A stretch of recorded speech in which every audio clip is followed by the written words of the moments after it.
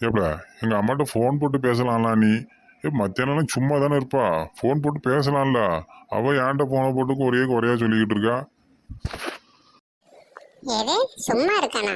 காலையில 5 மணிக்கு அலாரம் வச்ச மாதிரி எழுந்திருச்சு, காலை கடனை முடிச்சு, வாசல் பெருக்கி, தண்ணி தொளிச்சு, கோலம் போட்டு, காப்பி தண்ணி போட்டுட்டு உங்களெல்லாம் எழுப்பி அட சாப்பாடு அடுப்புல வைக்கலான்னு பார்த்தா நான் பத்ததுல ஒண்ணு பல் விளக்காம காப்பி தாங்கும், இன்னொன்னு நான் கொஞ்ச நேரம் டிவி பார்க்கட்டாங்க.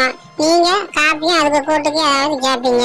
அது கொடுத்துட்டு நான் பத்ததுங்களை பல் விளக்க சொல்லி அவங்க அடியை போட்டு காப்பி கொடுத்துட்டு அடுப்புல உல வச்சு அந்த கேப்ல பசங்களை குளிக்க சொல்லிட்டு காய்கறிலாம் வெட்டி குழம்புக்கு தேவையான மசாலா உப்புன்னு எல்லாத்தையும் கரெக்டாக போட்டுட்டு அந்த கேப்பில் பசங்களையும் கிளப்பி தலையிழுத்து பொட்டு வச்சு பூ வச்சு ரெடி பண்ணி சாப்பாடும் ஊட்டி விட்டு அதுங்களுக்கும் உங்களுக்கும் டிஃபன் பாக்ஸில் சாப்பிட்டு அடைச்சி வச்சு அதுங்களை பள்ளிக்கூடத்துக்கும் உங்களுக்கு ஆஃபீஸுக்கும் அனுப்பிட்டு கொஞ்சம் சாப்பிடலான்னு பார்த்தா நமக்கு சாப்பாடு இறங்காது. சரின்னு பேருக்கு கொஞ்சம் போல சாப்பிட்டுட்டு வாஷிங் மிஷினில் துணியை போட்டு அதுக்கு தேவையான சர்ப்பு கம்ஃபர்ட்லாம் போட்டுட்டு இருக்கிற பாத்திரங்களெல்லாம் கழுவி தேய்ச்சி முடிச்சு கொஞ்ச நேரம் உட்காரலான்னு பார்த்தா மீனுக்காரன் சத்தம் போட்டுட்டே வருவான்.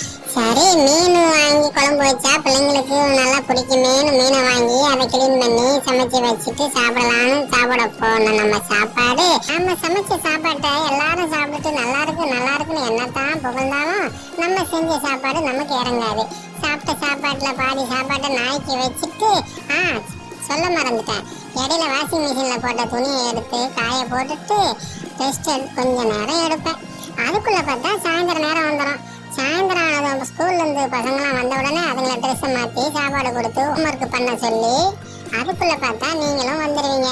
அப்படியே உங்க எல்லாருக்கும் காப்பி டீலாம் போட்டு கொடுத்து கொஞ்ச நேரம் உட்காரலாம்னு பார்த்தா நான் பத்ததுல ஒண்ணு எனக்கு என்ன தோசை வேணுங்க, இன்னொன்னு முட்டை தோசை வேணுங்க. ஏன் நீங்களே முட்டை தோசை தான் வேணும்பிய எல்லாருக்கும் தோசை சுட்டு கொடுத்துட்டு நானும் எனக்கு தோசை சுட்டு சாப்பிட்டுட்டு மறுபடியும் இருக்கிற பாத்திரத்தெல்லாம் கழுவி முடிச்சுட்டு பசங்களையும் தூங்க வச்சுட்டு உங்க பக்கத்துல வந்து படுக்கணும். அப்படி உங்கள்கிட்ட வந்து படுத்தா நீங்க சில நாள் தூங்கவே விடுறதில்ல புரட்டை விட்டு.